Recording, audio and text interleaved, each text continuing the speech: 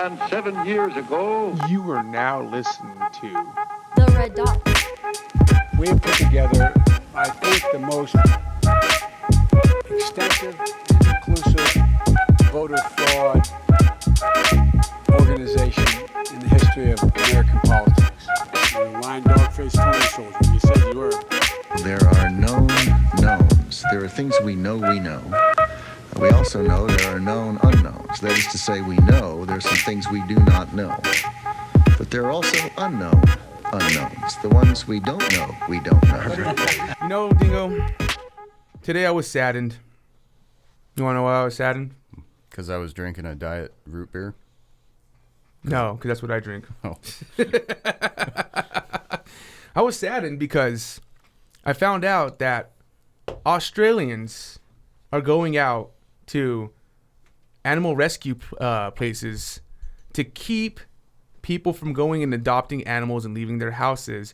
They are executing every single animal on the spot. They had sent their military to go do that. It's pretty fucked up. Yes, it is. Do they distribute the meat afterwards? Or? You know what? They might. Or do they sell it to China? We're not eating. That's their main comments. That's why they need to do it. Don't be wasteful. They start putting it inside the sausages. I'm not buying any sausages from Australia anymore, dude. Because they got to eat dingo meat, right? Dogs don't know it's not dog. Damn. But you would think they would eat dingo meat, right? Because they killed the dingoes out there. Because they eat their babies. I think they do. I think they, well, okay, you're being facetious. So, speaking of Australian women, kind of tangenting from that. G'day, mate. My name is Dingo. I'm allowed to say that. Did you hear about the quarantine facilities? Yes, I did. You did? Yes, I did. Dude, it's kind of scary. What the hell? Like coronavirus death camps? Yeah, that's what it sounded like, huh? They're making it sound a little like innocent, but we all know innocent things turn into nefarious things if giving too much control. I mean, and that's a lot of control. Yes, it is. So the name of the article is how will Queensland's own COVID-19 quarantine facility at Wellcamp near Toowoomba work? Awesome name. Toowoomba. I don't think there's probably no cooler name for a city on the planet than Toowoomba. I wouldn't consider Toowoomba a cool name. Dude. The Toowoomba Boomba? That's a fine butt in Toowoomba. Anyway, so Premier Anastasia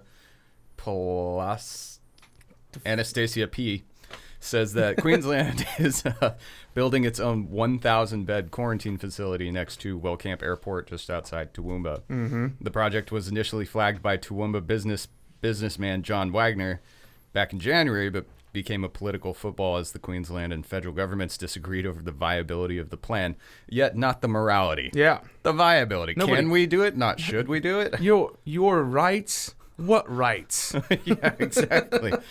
Oh, yeah, no, we could definitely take everybody's rights away, but could we build the thing?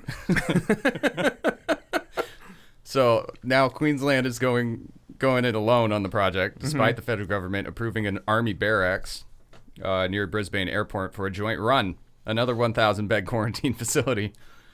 So they're saying that travelers from overseas or interstate hotspots, while these domestic restrictions apply, will be the ones who go to the site. Don't go to Australia. Don't go to Australia right now. You're going to get stuck in an internment camp. But the question is, how long?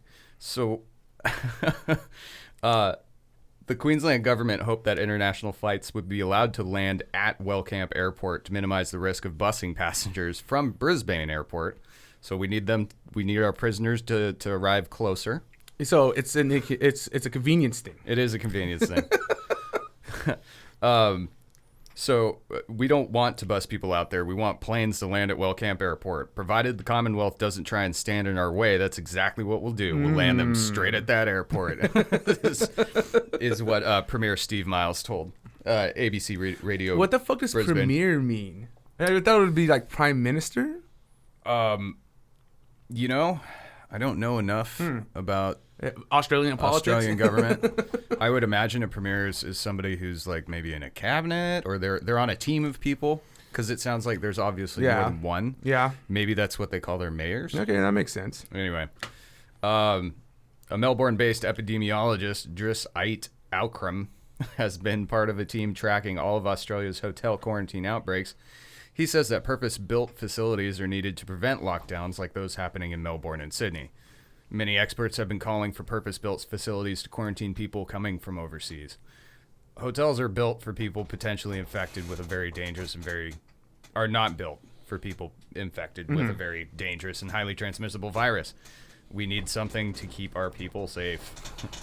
So Dr. Ait also says fully vaccinated travelers pose less risk of infection and transmission, so they can therefore be sent to these hotels. But high-risk travelers and those who are not vaccinated will be required to go to the concentration camp. Yeah. Yeah. Don't go to Australia. I mean, it just sounds. And the other thing, if you land and you're not infected with COVID, and they send you to this quarantine facility, and the only people that they send to this quarantine facility are those who pass the rapid test. I would assume they give them a rapid test. I would hope. Nobody in that facility is going to get COVID or come down with COVID until the outsiders who work there bring it in. Yes. So, it's just insane. Drugs and prostitution are going to run rampant. There's going to be shoeless children running around. Shoeless in Australia. Can you imagine that? Burn the hell out of your feet, man. Dude, it's insane. Well, Australia, I think you're going a little too far, I would say. It might be kind of cool, though. I mean, because they're going to bring your food. You don't have to pay for it. I guess so. You know, they're just going to be giving you potatoes. It's not Idaho, bro. Well, welcome, everyone. We are the Red Dots. Yeah. I'm Scrap, and I'm here with my co-host, Dingo. Hello. And, of course, we are joined by our audio engineer, Shorty. What's up? So, today's segments are named Portland, Empty-Handed, and The Big Gamble. I like those names. Those are good names. Yes, Scott. they're good names, man. You're a damn good writer, you know damn. that? Oh, thanks, buddy. I like to think so. Get you a Pulitzer. So, before we get into the main segment of the show, we have a couple things to talk about. Strap in. This might be a long one. Anyways, this episode is going... Or just fast forward. Yeah. So, good old Portland continues to remind us of what happens when you reward anarchist behavior and let your constituents get out of control, which they've been doing for a while now. This is pulled from the Oregonian. Whatever. I don't know. Yeah. Get out of here, Oregon. On August 22nd, a gunfight took place in the streets of Northeast Portland. And I like how they wrote this. Far right-wing demonstrators and left-wing protesters clashed Sunday in Portland, a conflict that was punctuated with gunfire on a downtown street. So my question is, why do they label the conservative protesters far-right demonstrators? And the left Antifa is they're just the left. Yeah, they're just there. You know, That's they because think they're they demonizing are. us. That's the left. There is no alt-left. They're all Antifa. They're all these crazy, we're going to shoot at you and beat you with sticks people. Yeah, and I also probably think... I mean, they're not, but this is a left-wing outlet that wrote that. Yes, like, what were they thinking? It's basically they're trying not to demonize their own class. So that they just demonized the entire left. They're all the same. Anyways, a witness that was part of the left-wing activists said, a man used a slur against a black male in their group and then proceeded to open fire in their direction. Jesus. Here's a clip of the gunfight. Dude, it is freaking hot in here. Yes, it is. I don't understand it. Don't understand it at all. We should broadcast from Alaska. Fuck, dude. We should. And we'd still be complaining about the room being too hot. Why is it so cold in here? We can't have the heater on, bro. There we go.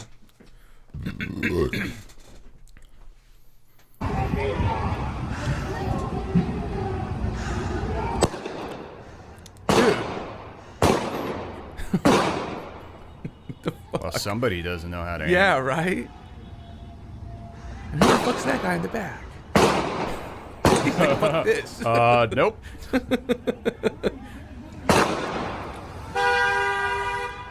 Bro. Yeah, let me just drive through this gunfight. Maybe if I honk, they'll stop. Who's that guy? Everybody okay? Everybody okay?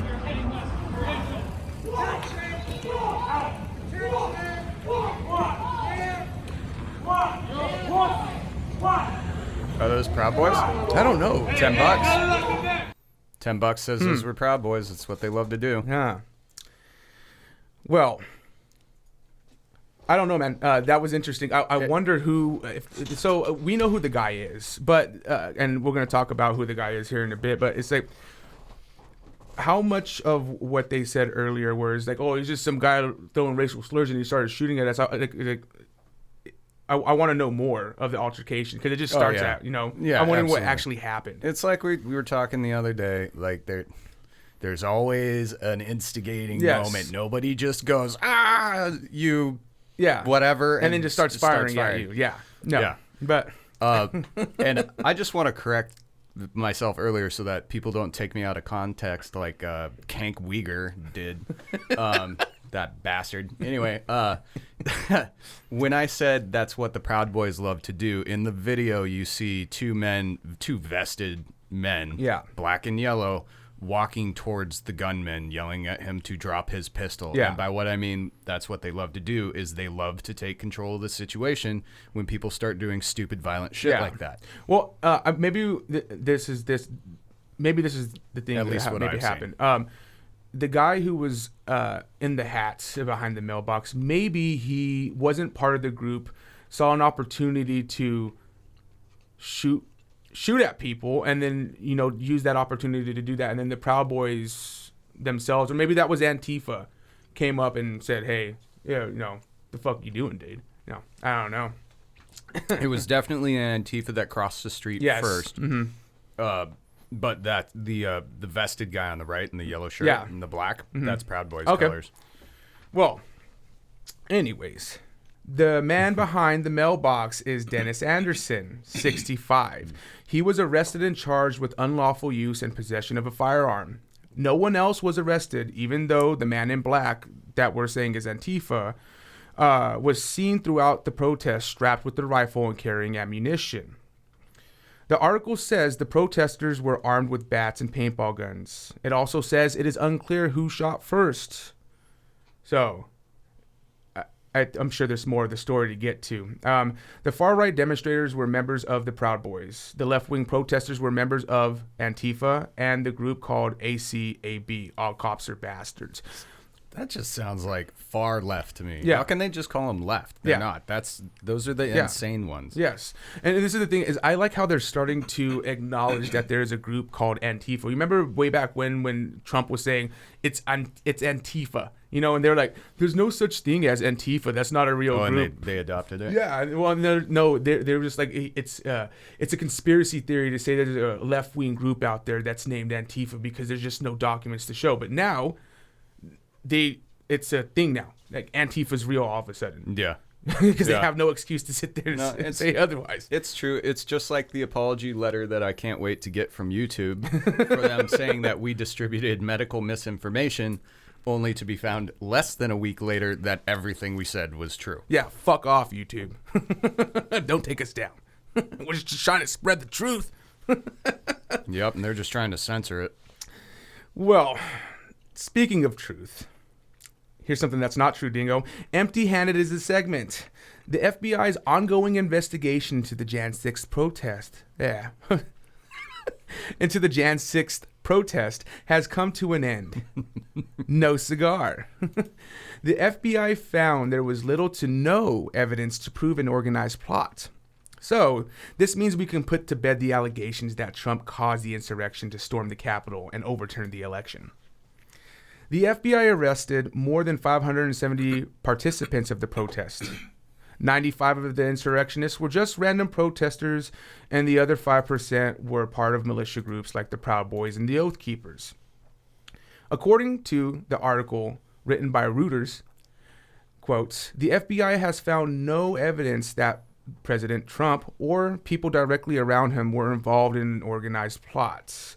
Which Dingo and I, back in January, recorded an unreleased episode where we broke down the timeline from the speech to the storm, and we showed from the end of the speech to the beginning of the storm, it was impossible for the crowd to be there for the storm. I think, if I remember correctly, it was like a 1.8 mile trek from the White House to the Capitol. So, according to Google, it would have been like a 40-minute walk, which in a group, and I will be generous, would probably be like a 50-minute walk. Yeah, I think when you're in a group that big and you have that one person like going to a festival and somebody's being slow, there's no way. Yeah. Oh, you know what? I would say it's more like a 1 hour walk. We should have released that. Yeah, we should. I think we were just nervous because it was like, was that episode -2? Yeah, we hadn't even done one yet. It's just like we keep on like, oh no, we stumbled too much here. Yeah, we were pretty bad. Yes. So basically the group would show up at the beginning of the storm if we were to say a 50-minute walk. So they were already up on the Capitol steps by the time that group would have gotten there. So that means there was no organized plot, period, and Trump's speech had nothing to do with it. Well, so I have a couple things to say on that. So, okay. One, it's still possible, but the FBI would have found it. The FBI has said there's obviously no organized plot, but is a riot organized or is a riot incited? You know what I mean? Yeah, no, that's true. And so I would suggest, is it possible people at the protest were watching Trump's speech live on their phone? Okay. Yeah. Why not? Potential. Yes, potentially. Potential. Yes. The other thing that I would say that could have been possible, and this is like conspiracy theory shit, is it was planned, but it was coordinated in timing to make sure the commander-in-chief couldn't be implicated in anything. And so he had agents out there. QAnon. QAnon did it. Anyway, QAnon did do it. But that's like blaming President Biden for Antifa. Yes. You can't. Or do it. it's like blaming Barack Obama for the KKK. Well, no, quit it. Oh. For Black Lives Matter and their kind of militia grouping that it became in that it's become. Yeah, you know. that did get militant. Yeah, it fast. did. Yes, it did. But all right, well, the end of that brings us to the main segment, the big gamble. Is what I'm going to damn it. The big old cabbage. Which is the botched exit of Afghanistan, a controversial subject for 95% of Americans. The other 5, are just sucking Biden's dick. So, to make sense of all the opinions currently flooding your newsfeed, let's start from the beginning. No, not from Senior Bush, but from Trump's deal with the Taliban. We're going all the way back. 1991. Let's get in the fucking time machine. Desert Storm. Depleted uranium. So, for some reason, people like Biden and his circle strategically continue to bring this up every time they are trying to justify their departure from Afghanistan. So it seems like the right place to start. Now, mind you, this segment is going to be sourced from several news outlets and documents. I'm not going to mention every single source, but we will provide the sources on our website as per the usual under show notes, so you can do your own research if that's what you choose to do. So, on February 29th, 2020, Trump made a deal with the Taliban, which is made up of 4 agreements. Dingo will read the agreements. Yeah, so these 4 agreements were agreed upon before Trump had the chance to set up the evacuation policy. So these are just the guidelines for the ceasefire. Guarantees and enforcement mechanisms were provided to prevent the use of the soil of Afghanistan by any group or individual against the security of the United States and its allies. Additional guarantees enforcement mechanisms were announced of a timeline for the withdrawal for all foreign forces from Afghanistan, the original being May 1st, 2021. After the announcement of guarantees for a complete withdrawal of foreign forces and timeline in the presence of international witnesses, and guarantees in the announcements in the presence of international witnesses that Afghan soil would not be used against the security of the United States and its allies. The Islamic Emirate of Afghanistan, which is not recognized by the United States as a sovereign state and is known as the Taliban, will start intra-Afghan negotiations with Afghan sides on March 10th, 2020, which corresponds with Rajab 15, 1441 on the Hijri lunar calendar and Hut 20, 1398 on the Hijri solar calendar. So basically what that one is saying is they were required to enter into negotiations with the Afghanis. They could not just come in and steamroll them and start going door to door and pulling out supporters of the Afghani government and killing them, which is, they never really stopped that, although they did stop shooting Americans. Yes, they did. The fourth agreement was a permanent and comprehensive ceasefire will be an item on the agenda of the intra-Afghan dialogue and negotiations. The participants of intra-Afghan negotiations would discuss the date and modalities of a permanent and comprehensive ceasefire, including joint implementation mechanisms, which would be announced along with the completion and agreement over the future political roadmap of Afghanistan. Basically what they're saying there is you're also going to talk about the fucking future before you start shooting again. Yes, yeah. Which I don't know why they don't just say that. No, because it's a fucking memo. Yeah, I just summed that up in what was that, 5 words? Goddamn memorandums. What I gathered from what you just said is the Taliban signed a pledge saying it would not harbor terrorist groups that are against America, and they would not attack American troops and allies. And once America is completely out, they would start negotiations with Afghanistan. 100%. Just the gist of it, huh? That's exactly the gist of it. As well as an agreement that we would not shoot them too. Yeah, and big promise. Yeah, big promise. Yeah, big promise to make with someone you can't freaking trust at all. Sand people. Like never trust them. Like watch Star Wars. Holy shit! Oh, they'll be back and in greater numbers. So now to remind people, deals only work if both sides keep up their end of the bargain. You know, I just want to say you really saved your butt with the Star Wars comment, man. I was like, holy shit. That's why I did it. Immediately after the deal, the Taliban was still working closely with al-Qeada, which they said they would denounce. And several months after the deal, the Taliban launched dozens of attacks in Afghanistan, which goes against the deal. So none of our troops were attacked, but they still were attacking our allies, is what it comes down to. They were still going after the Afghanis. Yes. So at this point, we are at the beginning of the pandemic, and is an election on the horizon. The deal takes a back seat, and we have no choice but to slowly pull out troops from Afghanistan. Which was very unfortunate that we couldn't finish the negotiations. So sorry, Biden, that you got left with the bag, but you had months. Yes. Months knowing that this deal was in place. And ignored it. Instead, you decided to tackle what? Yeah. Did you do anything about the border? No, wait. What did you do? Oh, that's right. He ate ice cream. You created jobs by lifting mask mandates. You could go back to work. I made jobs. Is that seriously all he did? I'm having trouble thinking of anything he's done. He hasn't done very much. Damn. I mean, I'm sure there's some stuff in the background that I'm not privy to. Yeah. But wow. Yeah. Our biggest, most important things he has not touched. Yes. You still haven't gotten rid of my student loans. Yeah. So well, I did send you $2,000 in total combined with the last check. I bought votes with fake money. So by the time Biden takes office, there are only 3,500 troops left in Afghanistan.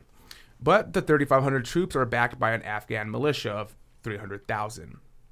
Fast forward to July 2021. We are now 2 months past the date of agreed withdrawal. Biden gave a press conference to answer questions on our plans of withdrawal. One reporter asked, quote, "Is there a comparison between the U.S. withdrawal in Kabul and Saigon?" Biden said, "None whatsoever. Zero." There's no comparison at all. You can't even say we had allies and we're fighting a war in a foreign country and we left them. No. It's completely different. Totally didn't do that. No. And we have a clip here for you of him saying just that. So, Oh, it's long. yeah, this is gonna be one of our longer clips. It's 1333 to 2009.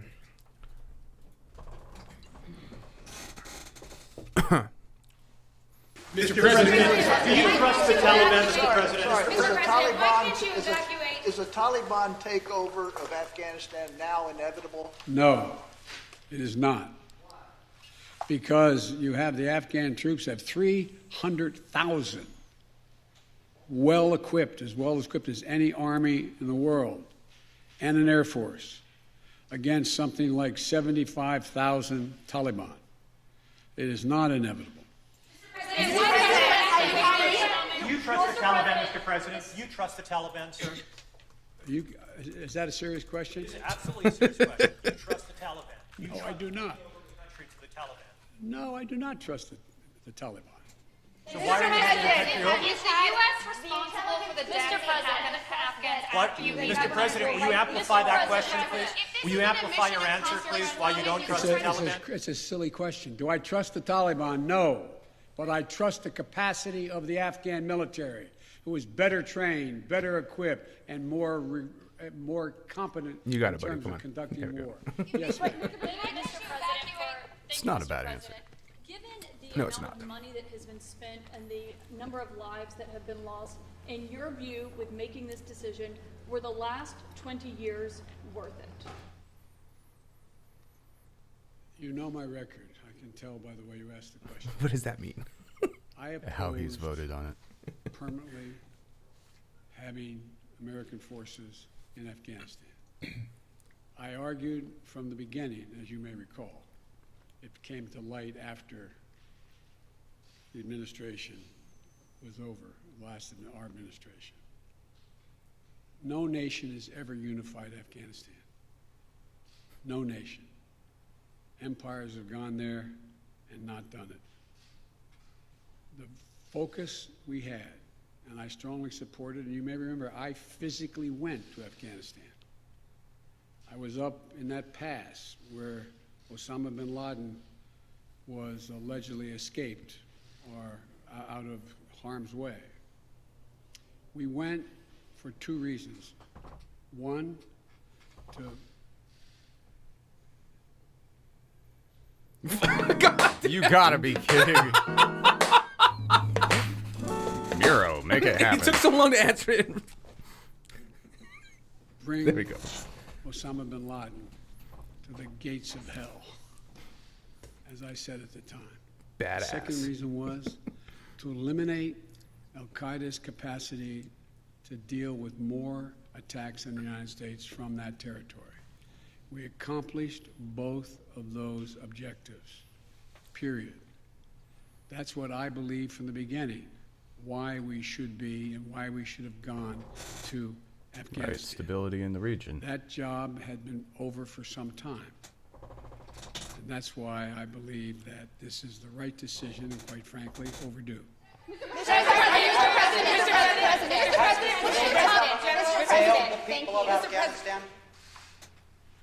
Mr. President, thank you very much. Your own intelligence community has assessed that the Afghan government will likely collapse. That is not true.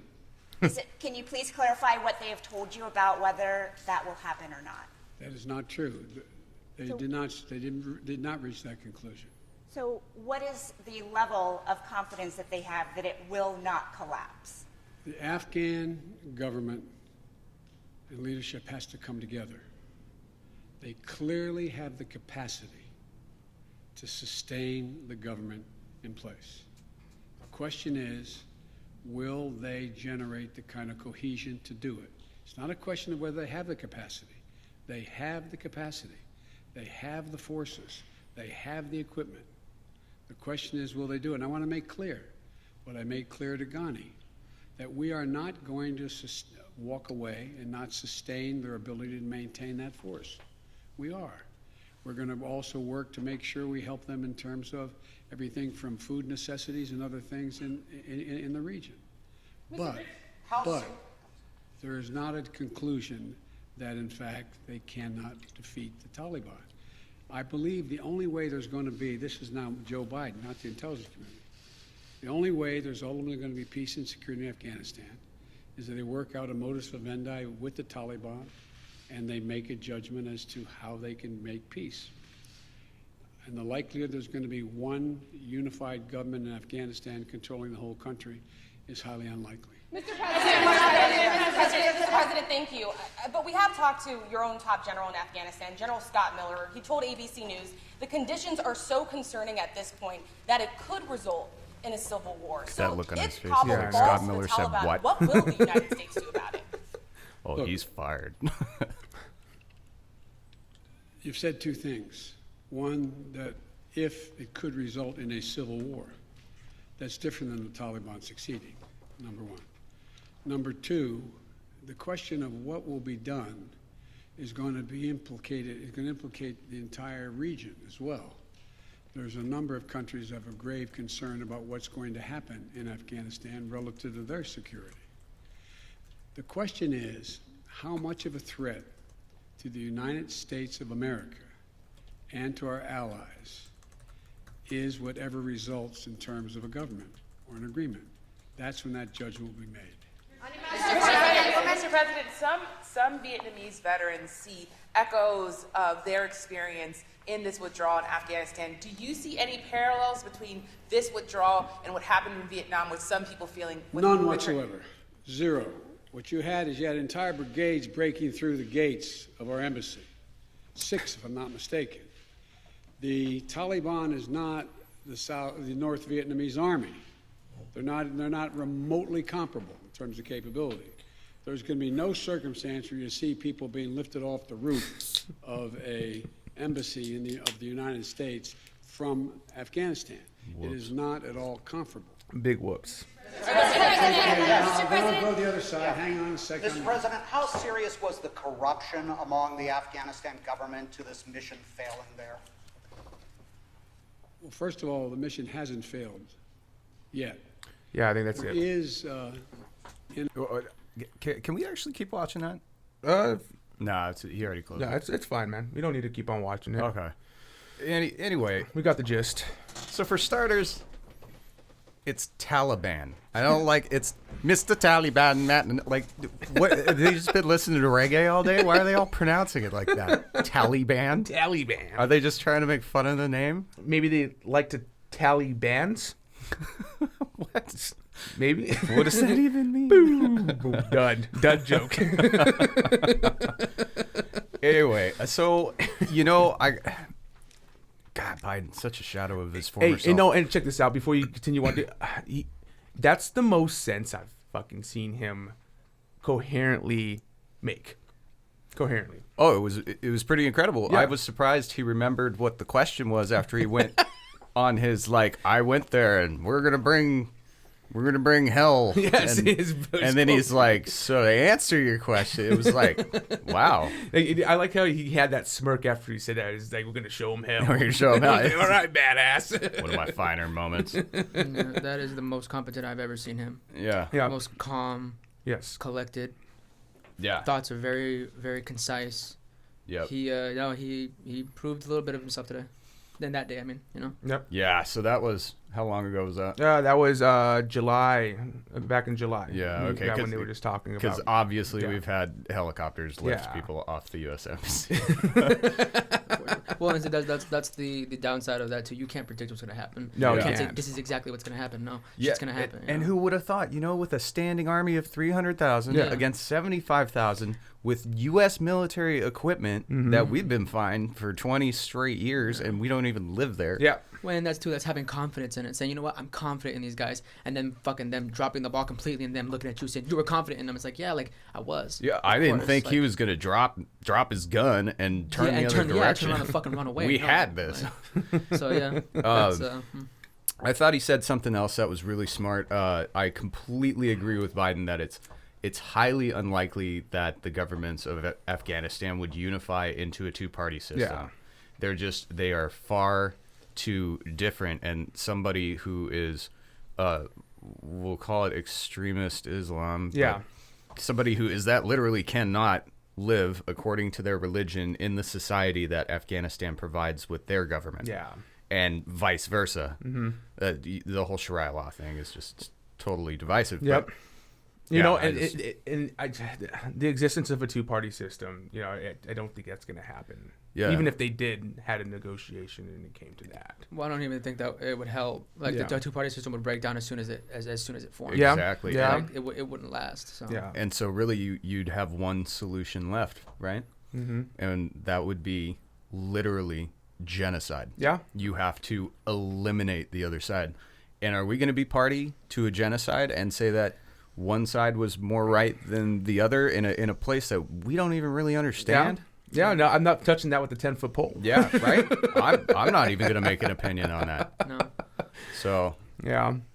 Yeah. Well, you know, for me watching the clip several times, like we said earlier, Biden looked very confident in answering those questions. You know, straight answers, no stumbles. And I'm starting to realize this was Biden's personal agenda to begin with.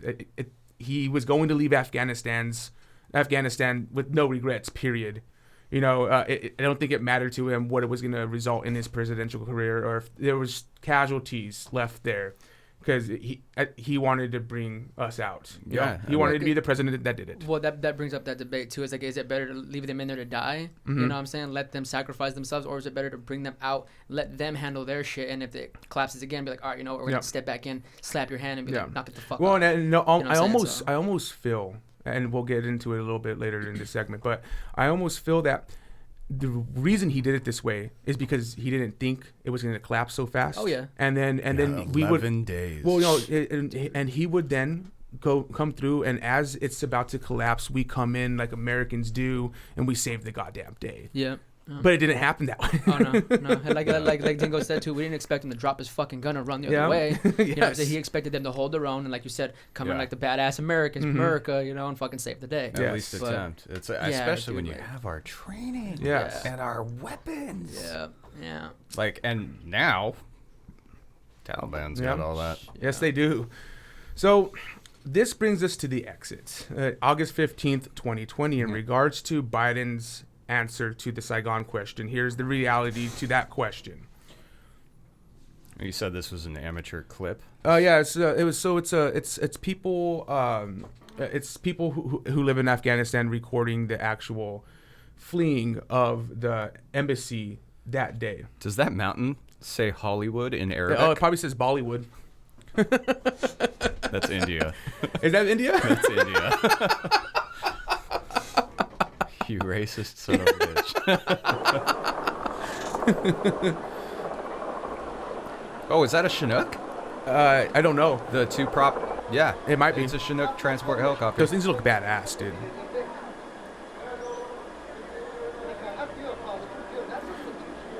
So one of the gals at the Eagles, real quick, her dad helped design the original Chinook. Oh, really? Yeah, they're all from like the original World War. So in this video, just because they're speaking a different language, they're going to be there's going to be several helicopters coming in and out, and then you're going to start hearing gunfire at some point as they're getting the last of the embassy out, and whoever they can from the embassy getting them out. So there's a second one flying in. Now, obviously, something's on fire.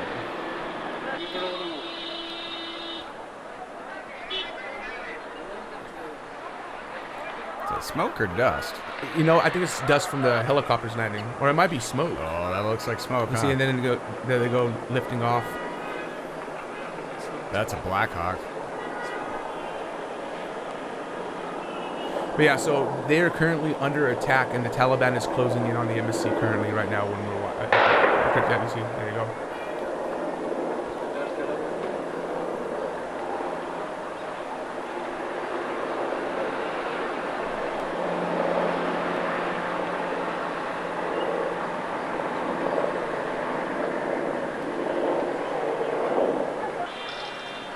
Jesus. Yeah.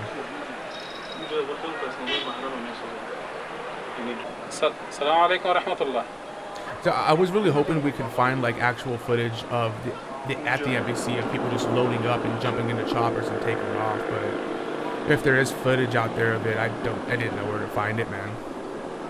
I'm guessing the only people who would have that would be somebody from the embassy with their iPhone. Yeah. Oh, and of course, I'm sure the army has. Yeah. But anyways, we could stop it right there. Sure, it's just going to be more footage of helicopters landing. And the thing is you imagine how scary that is when you are sitting there as a civilian thinking that the United States has our back. You know, it's like, is it... An Afghani civilian? Yeah, or an Afghani civilian. Oh. Yeah. And the United States has our back. They're not just going to let the Taliban roll through and fucking take over Kabul. And then all of a sudden, you just see all these helicopters coming in, out, gunfire is going all over the place. Like, it's kind of disheartening. You know, it's like now you're in panic mode because you're like, shit, this isn't going to happen. I need to get the fuck out of here. Well, in that defense of them, that's a diplomatic community, man. Unfortunately, that's their what they have, you know. And yeah, you're right. That is fucking disheartening as shit. Seeing all that happen, you're like, fuck, man. Like, what do I do? You know, what do you do? Arm yourself and hope for the fucking best. Because if they come for you, you're screwed. Yeah, or you run as fast as you can. Get your fucking shit, pack it up, bounce. Yeah. But when you've got 4-to-1 troops, like, what Biden was saying is that he didn't feel like we did that. I mean, we left them with a force 4 times greater and probably 10 times richer. Yes.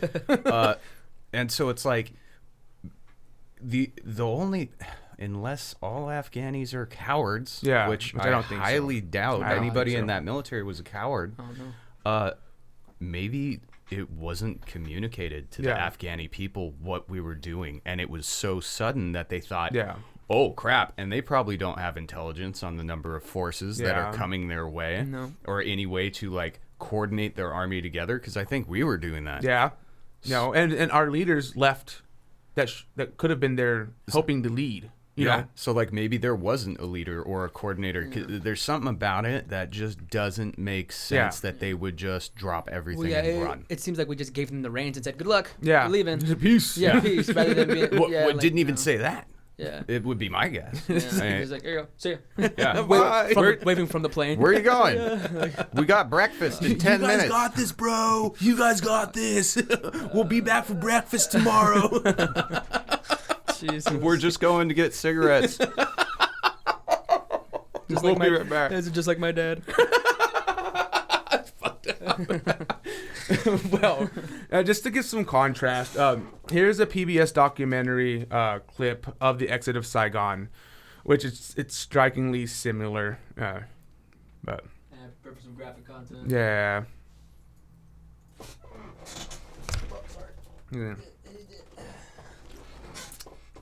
These blue mountains ain't fucking blue. By 1974, North Vietnamese troops had violated the Paris Peace Agreement and renewed their assault on the South.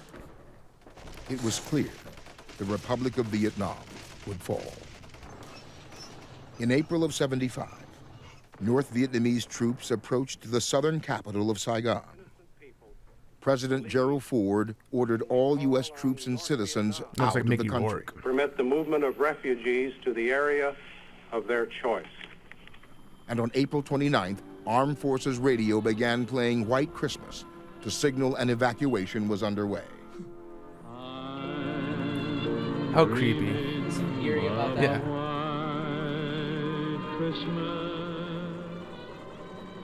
Like Captain Gerald Berry was assigned to rescue U.S. Ambassador Graham Martin. The mission evolved into an 18-hour day of shuttling people to an armada of ships waiting in the South China Sea. And as Berry flew toward the U.S. Embassy in Saigon, he could see enemy tanks approaching the city. So I land behind the embassy, said, I'm here to get the ambassador. Because I'm thinking somebody told him I was coming to get him. Well, then somebody else gets on the phone and said, well, the ambassador isn't coming. I said, well, really? I said, I'm supposed to get him. Well, no, he's not. So take a lift of these. So they loaded Vietnamese on. In the early hours of April 30th, despite multiple flights with hundreds of evacuees and with time running out, Berry uttered 3 words that meant it was imperative for the U.S. diplomat to leave. I'm not leaving the roof until the ambassador's on board. And out of nowhere, I said, the president sends. 2 2 minutes later, the ambassador's up with his whole staff to come out. That's all we needed. Probably needed, I could have said that at 12 in the afternoon. So he comes up, gets on, we fly out with the ambassador, and you make the call, tiger, tiger, tiger. That means the ambassador's out. Personally, I'm embarrassed. I'm embarrassed that the United States of America is being humiliated and is leaving an area that we had come to defend. And we've been defeated. Yes, we've chosen to leave, but we've chosen to leave because it's no longer defendable with the resources that we have chosen to commit, and the limits that we have put on our involvement in South Vietnam. Yeah, scary, man. So just real quick, when you said that, Yeah. so that White Christmas playing over like fucking crazy army Yeah. footage, it would have reminded me of, it was really similar to, remember that that scene in Reservoir Dogs where he's cutting off that dude's ear, Yes. and that song's playing in the background. Something super fucking eerie about it is that, eerie. because he's all like dancing and having a good time. Cuts his fucking ear off. He's like, "Can you hear me?" Like that's what that reminded me of. It was super fucking eerie and something unsettling about it. Yeah. No, I agree. I do gotta say, jumping back to Biden's speech there, where he said there's nothing the same about it. I think what he was thinking is truly, yes, the capability of the Taliban. Could imagine if we were in the Middle East and they had Black Hawks and they had tanks and they had armored personnel vehicles and they had crazy training and like Russia was backing them or something. Yeah. That wasn't even the case. It's how did that freaking happen? I mean, he must be just sitting at his desk right now. How the fuck did that happen? Exactly. Mm-hmm. Something greater is at play. Yes. Like maybe the Afghani military, the higher ups there were corrupt. Yeah. Probably. Maybe they were like, hey, but what we could do is we could just wait till they're gone and keep all their shit. Yeah. Flip it on its head. Yeah, man, I don't know. I don't know. There's a million different ways. Dude. And it's a big situation that's shrouded in mystery. And I don't think we'll probably never find out. It's probably going to be another 9/11. Yeah, like you said, because we don't. Like, again, we can dip into conspiracy theories all fucking day. Yeah. You know what I'm saying? We can say, this is what happened, or maybe this is corrupt, maybe this is... Like, you never really know at the end of the day. All we can do is watch the events unfold. Yes. And that's what sucks, is because you feel powerless. You're just sitting here watching all this happen, and you're just like, dude, you want to grab them and say, do something, like... Just want to fucking grab them and yell at them, but I mean, there's only so much we and them, they can do at this point. Like, shit, man. Also, fun fact. So is it fun? Are you sure it's fun? From our exit of Saigon and us pulling all the refugees out, that's where we got the big Hmong population here in the United States. We sent them off to I think Milwaukee in the Midwest. There's a big Hmong population out there in the snow, which they shouldn't be. In the cold, barren areas of Milwaukee. Where are they from? Tropical jungle. Stick them in Milwaukee. And then also they were shipped over here to Washington State too, because there's a big Hmong population out here as well. Well, at least we have a rainforest. Yeah, it resembles something. It's really cold. Well, to continue on. Shortly after we said good luck to the Afghan militia and the president, Kabul was taken over by the Taliban and the president fled. The president of Kabul, or Afghan. The Taliban had only 70,000 men. So you might be thinking, what happened to the 30,000 troops we spent money on in years to... 300,000 that we spent money on in years to train. Now... This is just like my opinion, man. Think of the demoralization that took place in the Afghan militia, watching the people who have been there for 20 years and has been a central piece of leadership in their armed forces retreating. I don't blame them at all for just fading into the crowd and trying to escape with the rest of the Afghanis. That the exodus was massive. If you guys have watched it, like there's 80,000 or something made it to Kabul alone. Yeah. So and it's not even that. Like when you're watching like videos of the fucking their interstates and their streets, they're just flooded. Cars can't move, and people are abandoning their cars and trying to fucking get out. Anyways, you had people so afraid of what was coming, they were willing to risk their lives to get out. You know, so here's a clip of just that. I know this one definitely has to be a warning for Yes. content. Yes. This is tough.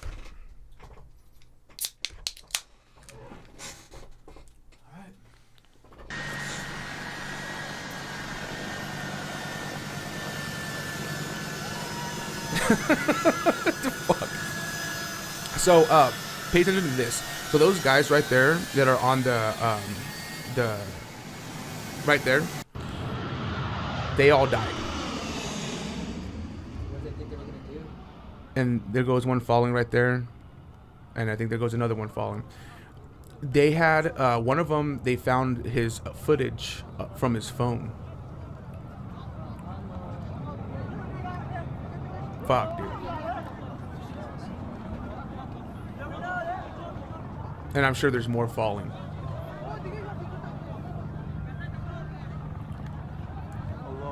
This is in Kabul. This is at Yeah, the airport. this is at the airport, yeah. And then from this, it's going to switch into another one where people are trying to climb over the walls to escape, and it should be coming up here right now. Now, why didn't the transport take them? Because they're probably too full. Oh, okay. Yeah. So they were just being panicky. Yes.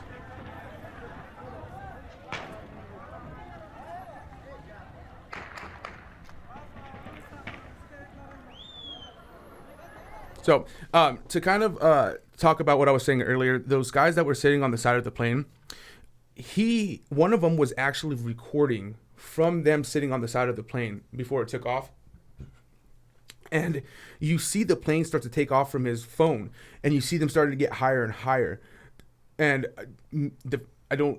maybe he was recording to a live stream or whatever, but it just cuts off from there. And obviously the phone's destroyed because he fell off. But as that plane's going, you see a person fall off. But there was like 5 or 6 people hanging on that side, and not even counting the other side that they were hanging on. Might have been hanging on the other side. All those fucking people died because they thought they were going to be able to stay on that fucking plane. Like, who would think they could Yeah, even do that? how would you think that's possible? Yeah. How would you think a plane that literally rises up to what, 30,000, 15,000 fucking feet? Yeah. And going at what, Mach speeds? Yes. How do you think you're gonna hold on to Hey, that? man, but that's just the thought of them wanting to fucking survive. Yeah, it was definitely so fucking scared panic. that It was a everybody panic went decision for sure. Yeah, and also some of them that were hanging on there did make it into where the legs come up from the plane. Oh, so they just got crushed? Oh yeah, The landing mechanism. Either that or they froze to death. It's one or the froze to other, death or really. crushed. You know, and a lot of those people who probably fell off that were hanging on the wings, because there was people hanging on the wings, they probably just lost consciousness because they were so high up in the air and just fell off. Fuck.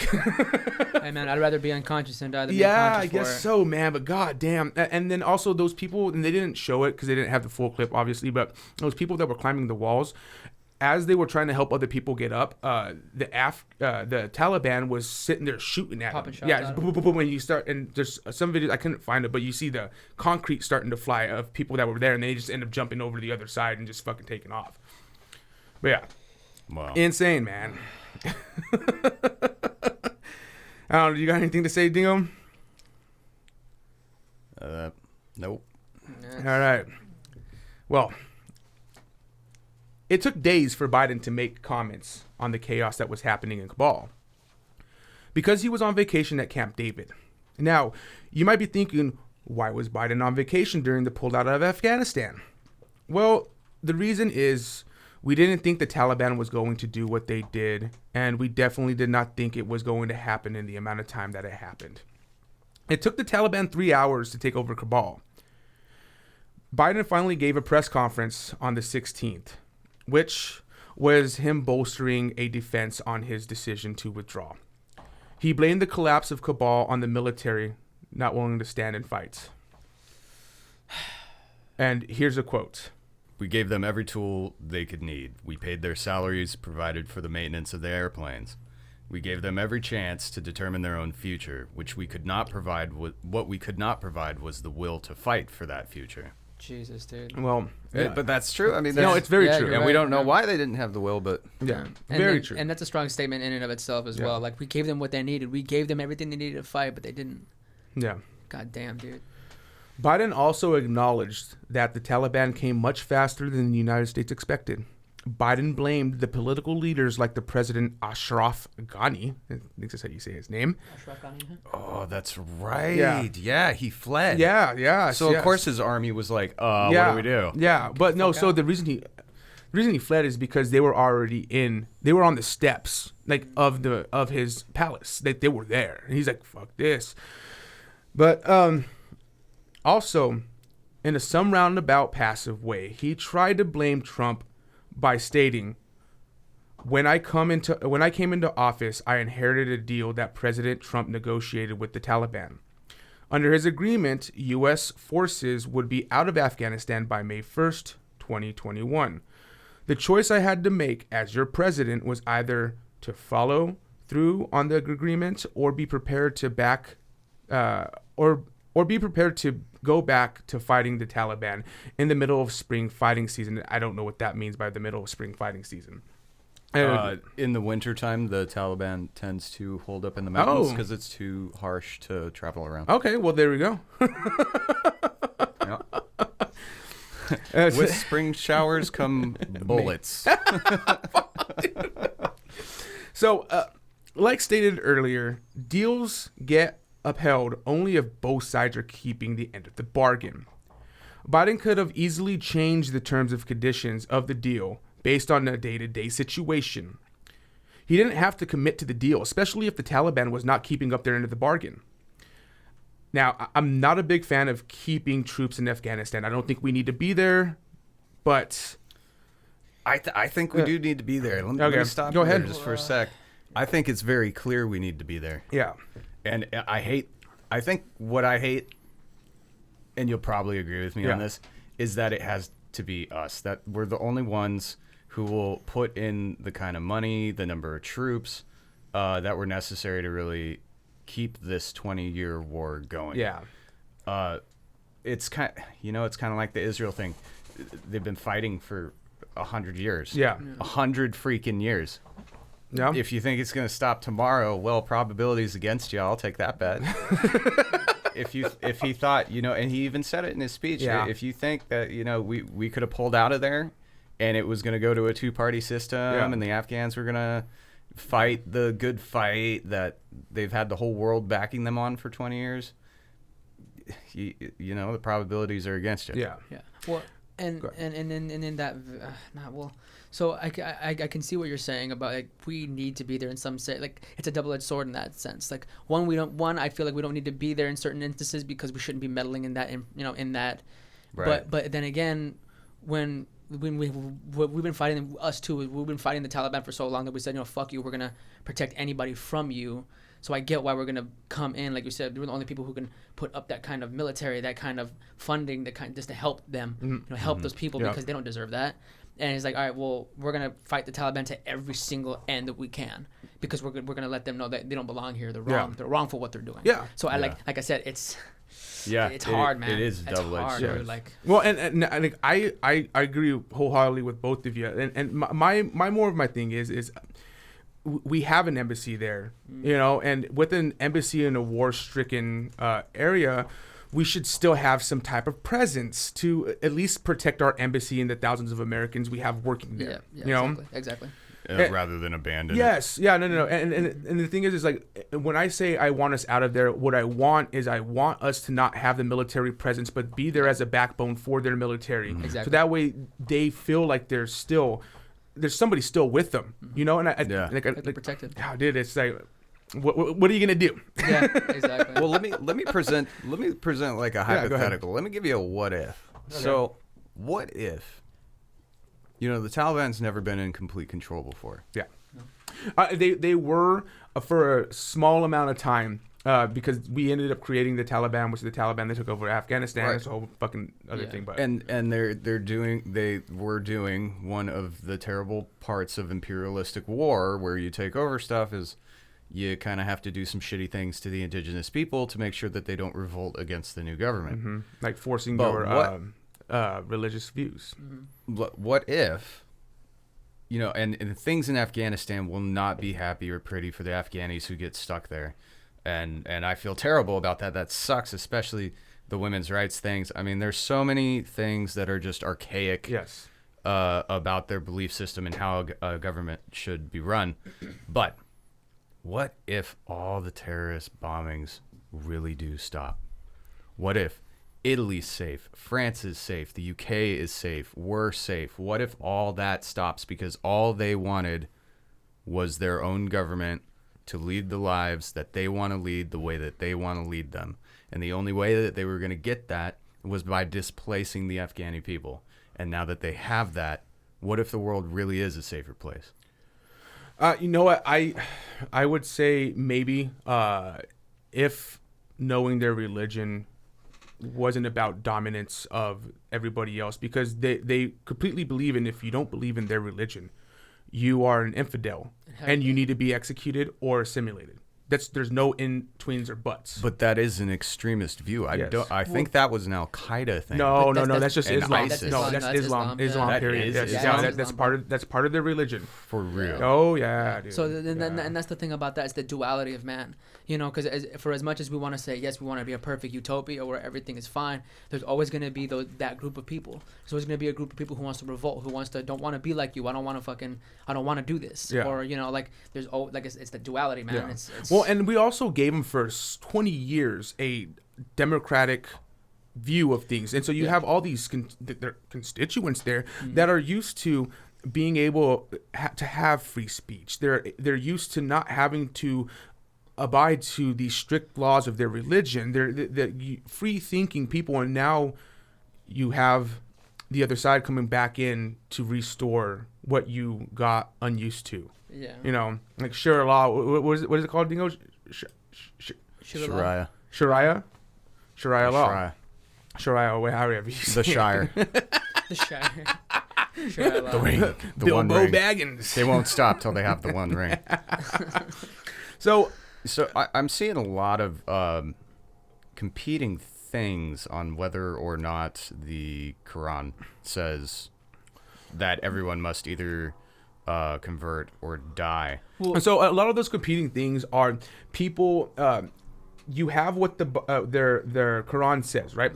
And then you have the people outside in the political view that know that they need to be careful about what they say because it might be radical. So you have them coming in and saying, well, no, it's like, we don't believe in that part, but we kind of we do this and this because it's part of the Quran, but we don't believe in that part, you know. And so it's they say it doesn't exist to an extent of we don't do that anymore. Well, you know, it's cherry picking it up into interpretation, because one person may interpret that one way, and one person may no, this is what it's saying. It said we need to do this. It's like, well, not necessarily. Yeah, and actually, from what I'm reading here, this is supposed to be supportive.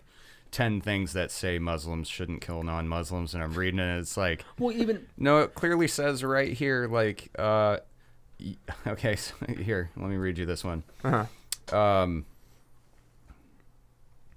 Whoever kills a soul, unless for a soul or for corruption done in the land, non-believing in Islamic, I would imagine, falls under that. It is as if he has slain mankind entirely. So it says don't kill, but it still doesn't. It doesn't quite. Well, again, right there, like I was saying, it's up for interpretation. Yeah. So someone can say like, well, if you're killing for evil, well, evil man could think himself the righteous man. Exactly. You know what I'm saying? Here's an even better one. Number 6. This is 6:151 from the Sahih International Translation. And do not kill the soul which Allah has forbidden to be killed, except by legal right. This has he instructed you that you may use reason. So it's kind of like, hey, he says right here to don't kill. No, you're taking that out of context. Exactly. Because the very next sentence says, which he's forbidden to kill. Yeah, exactly. Well, and what's crazy? This is interesting. Go ahead. Though. Yeah. Number 7, 256, same translation. There shall be no compulsion in acceptance of the religion. The right course has become clear from the wrong. Oh, okay. Thus, so once again, it's saying that if they're not the religion, you're not forbidden from killing them. You don't have to force them to take the religion. You could just murder them. Yes. Yeah, there you go. Yes. Yeah. And this is the crazy thing too, is not to get off on too much of a tangent because we still need to finish this up. But the Quran, the Christian belief, and the Jewish belief, they all fall underneath one belief, which is I think the Abrahamic writings. Yeah. And they all The- stem from the Torah same does? place. The Torah does, really? Oh yeah, they're all Abrahamic religions. They all stem to Abraham. They all meet at that one origin point, which is Abraham. Yeah. Well, isn't Abraham in our Bible? Yes, no, that's it's what I'm all saying. tied No, together. yeah, that's what I'm saying. So the Christian belief is a base off of the Roman Catholic. The Roman Catholic belief is based off Judaism, but Judaism comes from Abraham, and and there's a split somewhere in history where this group of people said, nah. And it's not. We're not doing this. We're not killing going this anybody way. who Yes. doesn't believe our religion. And it all That's comes from probably where it Abrahamic started. thought. But Yeah, well, and that, like I said, it comes from different sectors splitting up. Going to say, no, we don't really believe this, or like, no, it says this, but this is what I think. Yeah, it this means. is my interpretation. This is my of it. interpretation of it. So I'm gonna go do this, and I'm Yeah. gonna bring my people with me who believe this Yes. as well. And somewhere along the way, I think it got lost in translation. Yeah. Same with the Bible, the Torah, and the Quran. Yeah. Like they all started on good. And good means. Yes. They all started on Moral on foundations. moral foundation, exactly. Yeah. They started on a moral foundation, but then somewhere along the line, it just got skewed and obscured and everything. And now it's hard to place your finger on the pulse because you don't know what the fuck the pulse is. Like, damn. Yes, but to continue on. So the embassy that we lost to the Taliban was worth 1.5 billion. And that's not to mention all the military technology we left on our bases, which they did take over. There's videos of them. There we go. God damn. It's usually me. There's videos of them like opening up. Quit it, Diego. Quit it. I see you doing it. Hey, yo, we're almost done. Focus. Go. Okay, so but there's videos of them actually going into the military bases and sitting there and opening up doors, and there's just stockpiles of fucking weapons all over the place. So they just got more weapons, but also we left behind 35 Black Hawk helicopters and 3 A-29s, which I'm sure the A-29s are something like, important. Yeah. Because there's only 3 of them. Yeah. So the A-29, the A-29 is a fighter jet produced by Embraer, and they're the most popular in the world. Like almost all militaries have these. They're super reliable. Uh-huh. Think the MiG back in the day. Okay, it's like the new MiG. They almost look like it too. Oh, wow. But wow. Hey, at least they're enjoying their new toys. Here's the clip. There you go, Dingo. You got it out, dude.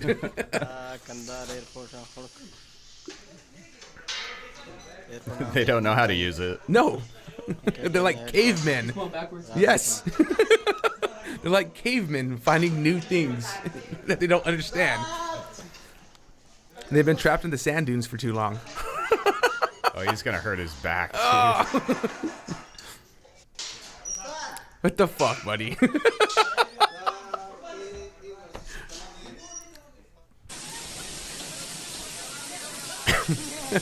Look at him. Just has his fucking goddamn rifle there, dude.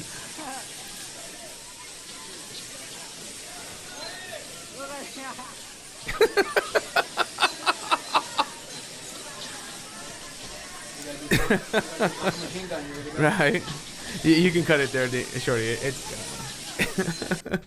So that's where they were at when they were lifting weights and not knowing what they were doing. That was the presidential palace. And then obviously the bumper carts was from the amusement park. That was there. There's an amusement park there, dude. Oh, I know. I've been. And quit it. It's amazing. They have bumper cars. I don't know if you knew. So where we are at now, we currently still have 1,500 American citizens in Afghanistan, and that's not counting the allies still there that we need to help. Unfortunately, an event that everyone was probably anticipating happened. On August 26th, ISIS-K, and I don't. Maybe that's a faction split up from ISIS itself. It's the kids club. Oh, God damn it. ISIS kids. They have a Mickey Mouse club in ISIS? Oh yeah, ISIS for kids. No, it's so it's from the Kazan Peninsula. Uh-huh. It's just a part of ISIS that was from a different region. Okay, all right. Well, they sent in suicide bombers to the Kabul airport, and shortly after the destructions of the bomber, a group of gunmen opened fire on people. More than 100 people were killed, including 13 U.S. Service members. That's terrible. Just so you know, that was Khorasan. Oh, okay. Khorasan Peninsula. Oh, there we go. Yep. Biden gave a speech shortly after the attack. In his speech, he said, "To those who carried out this attack, as well as anyone who wishes Americans harm, know this: we will not forgive, we will not forget. We will hunt you down and make you pay. I will defend our interests and our people with every measure at my command." Let's give a watch. Oh, okay. Yeah, very Liam Yeah, Neeson. he went full Liam Neeson. I have a set of very special skills. Yeah, it's called pushing the nuclear bomb button.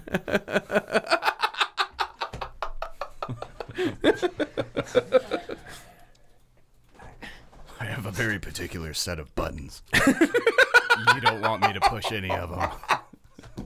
All right, let's watch this badass say that. To those who carried out this attack, as well as anyone who wishes America harm, know this: we will not forgive. We will not forget. We will hunt you down and make you pay. I will defend our interests and our people with every measure at my command. And that look in his face, like, Yeah, no, it just takes a. It's hard the to. teleprompter is scrolling too slow.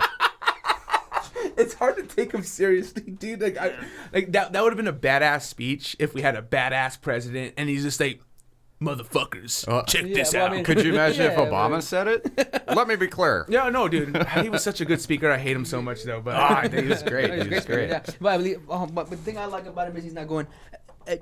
He's just fucking speaking. Fucking. Well, no, and this is what's crazy is I think this is his thing. Like was the thing that he wanted to be the president of. Like he's like, my objective is here. This is what I'm here for. I'm going to be the president that comes in and fucking like gets us out of Afghanistan. Like this was his agenda, dude. That's what it feels like. It'd be interesting to take a look at his political history and see like what his personal hot button issues were in the Senate. But I mean, you can find that out. Can you imagine George Bush reading that? Well, George Bush Jr.? Goddamn, we're gonna go nuclear. So, and this is the thing. So he did oppose going to Afghanistan. He was very against it. He's always been against it. He's been a person who's like, when we finally completed our mission when we were there in Iraq, he wanted to come out. He was ready to go. But so this has always been a main issue for him. Yes, throughout main his issue. Political main career. issue. Yeah. I wonder if people knew that when they voted for him. Maybe. Probably not. Even too, like when that lady asked him that question, he goes, he's like, so I assume you know my track record. Yes. It's like, I assume you know. Right? That's what I've what done sparked before. me too. Yeah. He's like, so I assume you know. He's like, so of course everybody knows what he's been about. He's been about like that shit since day one. And unfortunately, it's the thing that, yes, it was an agenda that's something that he really wanted to do, and he wanted to be that president, but unfortunately, it backfired on him. Yeah. You know what I'm saying? You can't you can't. He wanted to be the badass. Well, I want to say in a certain aspect. Okay. Well, yeah, let me say like in a certain way. He wanted to be that guy that everybody's like, oh, he did it. Oh, yeah. He wanted to be remembered that way. He didn't want to be remembered as some jackass who didn't do shit. Yeah. You know what I'm saying? But that's the downside of it. He's gonna be remembered as like, yeah, he's the guy who did that, but then he caused this to happen. Yes. Cause and effect, man. Well, and we'll see what happens because there's more to play out here. Yeah, exactly. There's more to play out here. He could go back. Yes. And he could become like something like the Avenger. He was the fuck up, but he did this okay. Yeah, or he could actually prove himself, come back and fucking make everything great again. Yeah, not Mary great again, but you know what I'm saying. But like, bring back and avenge his name, avenge the people. You know what I'm saying? Yeah. He could totally spin it too. He could come back and be like, they fell for my trap. My trap card. I wouldn't give him that much. Yeah, that's what I'd be telling. I'd be like, you need to get your ass back there with like as many troops as you are presidentially allowed to assign without Congress. He did send more troops back, and that's the whole thing on it. Is like, he did. You pulled out troops. This happened, and now you have to send 6,000 more troops when we already had 3,500 there. If we would have just kept them to like protect, like this wouldn't have happened. We wouldn't have to send an additional 3,000. You know, I think the problem with that though was, and the whole issue was with 6,500. We can't spread our forces wide enough to protect the civilians, and the Taliban said that if we didn't get our freaking troops out of there, they were going to start executing civilians again. And before we end the fucking segment, because we need to, August 31st is when we need to be out. The Taliban leader, and I couldn't find it because I was going to bring it up. I ran out of time as well, but he said that after August 31st, whoever's here stays here. Ain't leaving. They're not leaving anywhere. So that might preemptively lead to us full forcedly going back in, penetrating hard. If we went back now, silently, our people don't even know about it, so it doesn't get on Facebook or anything like that. Yeah. Send the Green Berets, dude. Fucking send some motherfucking badasses in there to get the shit done. Yes. Anyways, let's end this segment with the prediction. So I think, and this is like my opinion, man, that China is going to seize this opportunity to align with the Taliban. And when I've told this to people, they're just like, oh, the ideology is too different. But it's like, no, go fuck yourself. Because this would give China access to the resources that are abundant in the area. They would have access to oil. They would have access to lithium and their poppy fields, which we make as Americans, letting them do their thing, like $1.5 billion yearly from that. And I might be wrong on that, so don't quote me. On the number or on the fact? On the number. Okay. and System of a Down did a song about that. Did they? Oh, yeah. Okay. Yeah, it's called Prisons or something. More Prisons? I forget. Well, for them getting access to that, in return for their access, they would offer protection and military resources to the Taliban. My prediction is made up from a statement that the Chinese leader, Winnie the Pooh, also known as Xi Jinping, made. I don't think he looks anything like Winnie the Pooh. I think it's Sing, right? Isn't it Sing? The X makes the S sound. Is it Sing? Ting? I think it's Sing. So I'm gonna do it. I'm gonna get my friend to read this because I don't want to sound racist. Well, hey guys, I'll read this quote for you so that Little Dingo doesn't get in trouble. Don't call me Little Dingo. I can call you whatever I want. I'm Soprano Dingo. Now look, Xi Jinping said, I respect the right of the Afghan people to independently determine their own destiny, and I will develop friendly and cooperative relations with Afghanistan. Thanks for having me. You know what, Soprano Dingo, thank you for saving Dingo the racist quotes that he was going to read in a Chinese cadence. Japanese, actually. Japanese? Are you saying Chinese and Japanese people look the same, Shorty? No, I was going to do a Japanese accent because I can't do a Chinese one. You one. can very much tell them apart, trust me. And then I wanted to do Aku. I respect the rights of the Afghan people. Yeah. Does it sound Asian? Forget it. No, that's the shape-shifting master of darkness, bro. God damn it. Anyways, let's close this motherfucker out with Pop and Top. For sure. We got something really cool. We got a couple heroes for you. Before you continue on with that, let me go get some beer so we can pop these tops. All right. Smoke a hamster. So we got a couple heroes for you guys. We're calling them the Tennessee couple. Ooh, it sounds hot. Oh, it's hot. Well, let me tell you, they probably have one crazy sexual relationship, as one of them owns a helicopter and they both have their licenses. Oh, hey. Hey. So anyway, here, we'll just jump right in. This is a Cairo 7 news. A local news source. A local news source that's local to us, guys. I don't know if you watch Cairo 7. Seattle. But if you do, that's weird because you don't live here. What's going on in Seattle? Anyway, this is by Jared Leon of the Cox Media Group National Content Desk. Cox. Yes, lots of Cox. So, from Waverly, Tennessee, a helicopter pilot and his fiancée rescued 17 people from rooftops during torrential flooding that inundated Middle Tennessee over the weekend. Wow. This would be August 27th that this was written, just so for our listeners. Wow. Joel Byers had just finished helping his fiancée earn her pilot's license on Saturday when he got... Oh, they're not even married yet, so yeah, they probably get freaky in that thing. Anal? Oh, gosh. On Saturday, hanging 3 stories above a building. On Saturday, when he got a call from a woman in Pennsylvania asking if he could rescue her brother, whose home in Waverly was literally underwater. Boyers, who owns Hellastar Aviation, could not say no. I thought, how would I feel if I told her I'm not even going to try, and yet I own a helicopter company? So he told that, he didn't say that last part. Yeah. He told the Associated Press Thursday. She just so happened to call the right person because I'm the only person crazy enough even to try to do that. Except I made my wife do it. So Boyers, a pilot for 16 years, had to contend with power lines, balance the helicopter skids on sloped roofs, and hover over raging floodwaters. Melody Among acted as his co-pilot, helping as the spotter and even taking the controls. They saw boats and a person on a personal watercraft helping stranded residents, and we have a video. Do we want to play it? Yeah. Yeah, let's play that shit. Yeah, let's just, it doesn't look like it's long.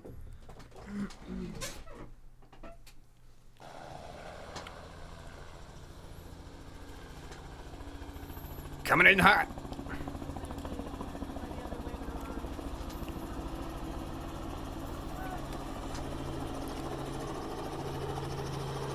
This is just video from GTA. Oh, wow. Just gonna... Wow. Holy shit, dude. That would be terrifying to have a helicopter, hey, you gotta trust that pilot. Well, and it's like what we were watching when those helicopters got too close to the water from the Saigon thing. They just went right into the water, dude. You guys better jump. Leap of faith. Wow, look at that water, man. Some of it's going that way, some's going this way. There's got to be crazy dude. Currents going on under there. Wow, look at that, he got him. All right, wow. Only got one though. Got two. Only got one. Oh, that is terrifying. Are you serious? All those power lines? Wow, dude. I think we're good there, Shorty. Yeah, I think that explains it all. That's fucking amazing. That's epic as fuck. Yeah, it is. Epic as fuck, son. Anyway, so I say let's pop some tops to Joel Boyers and his fiance. Yeah. To you guys. Thank you. Killed it. Yeah. Yeah, man. Good for you guys, man. Thank you for being American patriots. Yeah, that's some red-blooded American shit right there. Oh my God. Saving It's like each other. They're out there fucking taking tequila shots. And And I'll be laughing at you two fuckers if they're not even American. No, they are. Yeah, sure. I mean, I know nobody's ever come from Tennessee. Shut the fuck up. Anyway, I imagine them sitting there fucking taking like tequila shots. She's like, babe, we gotta go fucking save some people. It's our fucking goddamn duty as helicopter pilots in America. You don't think they were smoking weed? Maybe. Hey, babe. No, they were I got definitely an idea. drinking, I got an idea. Screw Netflix. Let's go. Netflix and chill. Anyways. Why don't you lead us out there, Mr. Yes. Scrap, whatever your name is. Thanks for bearing through the depressing content that we put out today. We'll probably have more updates along the lines down the road. Anyways, but you can follow us at thereddots.com. We have links to our Facebook, Twitter, Instagram, and YouTube. The YouTube is the place to watch it. Anything to say about the website real quick? It's updated for episode 18, the bonus episode, and we'll have episode 19 up by, whenever the YouTube is ready. Yes. And there will be links, of course, to everything that we spoke about today, and even the videos if you want to watch them. Yes. We also try to upload every Wednesday. We did it the last Wednesday, but we'll see what happens in this one. Something might come up. I might get testicular cancer or something. I don't know. If that happens, we'll pop tops to you.